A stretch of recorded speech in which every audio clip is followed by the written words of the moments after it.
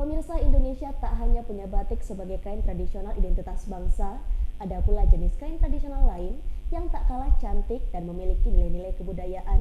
Salah satunya adalah songket. Di Sumatera Barat sendiri, ada beberapa daerah yang memiliki tenunan songket yang khas seperti Pandai Sike, Silungkang, dan Halaban. Tenunan Halaban Kabupaten 50 Kota Sumatera Barat memiliki ciri khas yang unik dengan motif yang menarik, tidak kalah dengan songket-songket lainnya. Dan informasi ini sekaligus mengakhiri kebersamaan kita dalam iNews Sumatera Barat. Selalu gunakan masker, jaga kesehatan, dan selamat menjalankan ibadah puasa Ramadan 1443 Hijriah.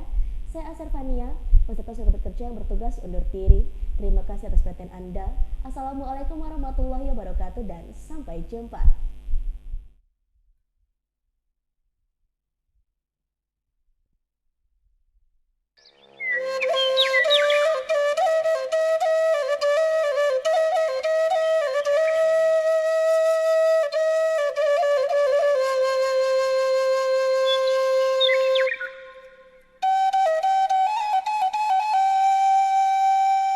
Dahulu kain tenun songket identik dengan kaum bangsawan dan kain songket yang dipakai bisa menunjukkan derajat seseorang.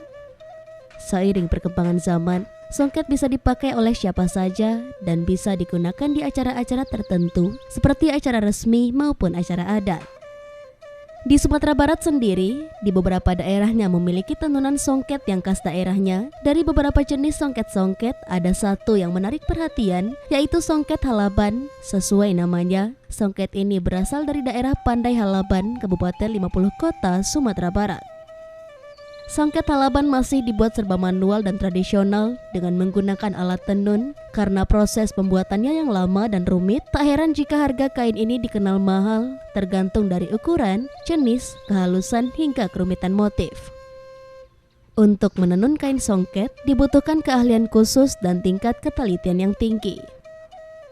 Warna songket Halaban tidak selalu berwarna cerah, ada juga warna yang lembut seperti krem, coklat, dan putih gading. Sehingga songket Halaban ini cocok untuk acara-acara formal seperti pesta dan acara adat. Di Halaban sendiri, untuk regenerasi penenun tidak bermasalah karena sebagian besar wanita di Halaban memiliki keterampilan menenun secara turun-temurun dan tidak heran masih banyak rumah-rumah warga yang mengajarkan tenunan. Meski memiliki ciri yang khas dan menarik, tenun songket Halaban masih memiliki masalah untuk pemasaran dan modal karena perhatian dari pemerintah masih kurang untuk memajukan tenunan khas ini, sehingga penenun terpaksa bergerak sendiri untuk mengembangkan usaha dengan modal yang pas-pasan.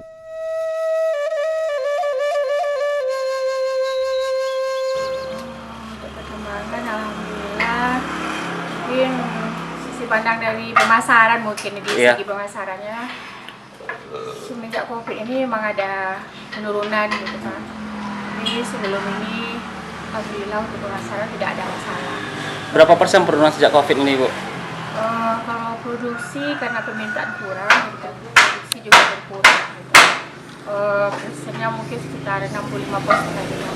Ya. Kalau pemasaran aja kali Pak. Untuk bahan bakunya? Bahan baku alhamdulillah ada. Ada terus, bisa gitu. Terus permodalan mungkin lagi Pak. Pemodalan? Di balik pemasaran ada permodalan.